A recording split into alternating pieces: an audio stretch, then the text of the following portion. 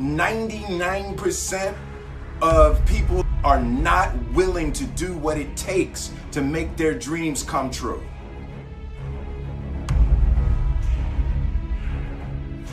The Marines have a saying, everybody wants to go to heaven, but nobody wants to die.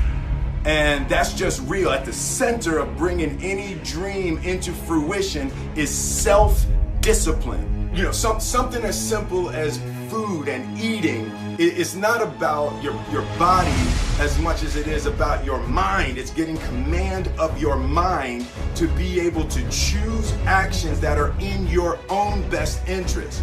Every day, we are choosing shit that's not in our own best interest, right? So if the world is attacking you and the world wants to fight you and the world's trying to hold you down, so you're gonna kick yourself in the balls?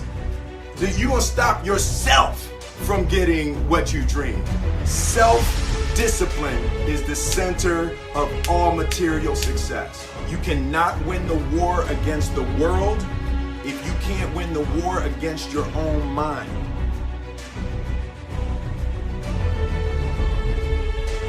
I believe that self-discipline is the definition of self-love.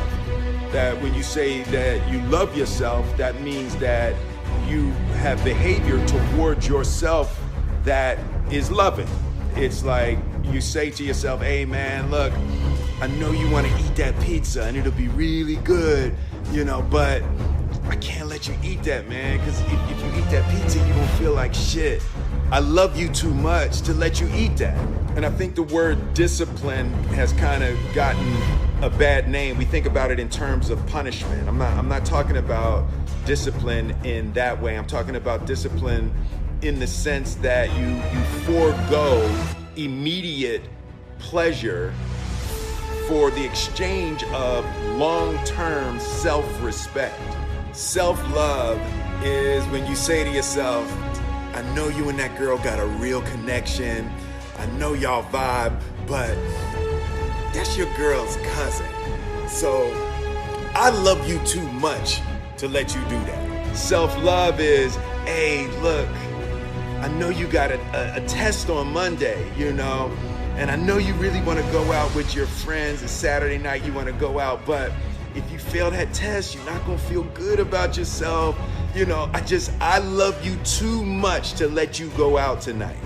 Self-discipline is self-love. If you want to be happy, you have to love yourself, which means you have to discipline your behavior.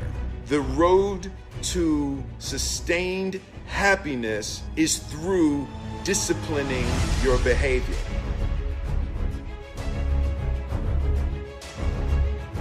The concept of improving lives runs through the center of everything I do. And then I realized that the way to improve lives is to continually improve yourself.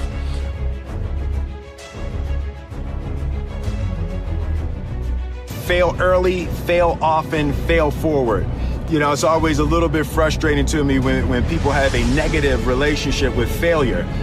Failure is a massive part of being able to be successful. You have to get comfortable with failure. You have to actually seek failure. Failure is where all of the lessons are. You know, when you go to the gym and you work out, you're actually seeking failure. You want to take your muscles to the point where you get to failure, because that's where the adaptation is. That's where growth is. Successful people fail a lot. They fail a whole lot more than they succeed, but they extract the lessons from the failure and they use that, the energy, and they use the wisdom to come around to the next phase of success. You gotta take a shot. You have to live at the edge of your capabilities.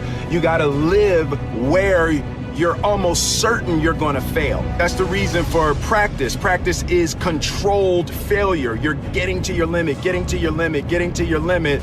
You can't lift that, you can't do that, until you get to the point that all of a sudden your body makes the adjustment and then you can do it. Failure actually helps you to recognize the areas where you need to evolve. So fail early, fail often, fail forward.